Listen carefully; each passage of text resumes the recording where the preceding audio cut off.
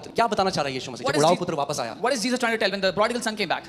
उसने कहा अब मैं तेरा नौकर के भी लायक नहीं हूं मैं। He said, I'm not even worthy to be your servant. शैतान क्या बोलता है कई मसीहों को आज? What does the devil tell many तुझे क्या believers? लगता है परमेश्वर तुझे फिर माफ कर देगा? What do you think? God will forgive you again? कितनी बार माफी मांगेगा परमेश्वर? How many times do you want to ask God for forgiveness?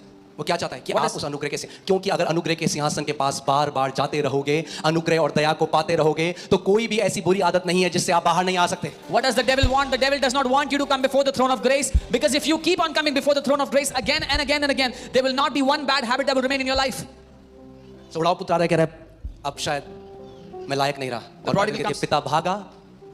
वो उड़ाऊ पुत्र जो पिता से दूर चला गया, मगर जब पिता गया तो पिता ने क्या किया? उसको चूमा, उसको चूमता रहा, उसको गले लगा लिया। The prodigal who was coming back saying, I'm not worthy, when the father saw him, the father ran to him, hugged him and began to kiss him. The son who had gone away, the father ran towards and started to kiss him.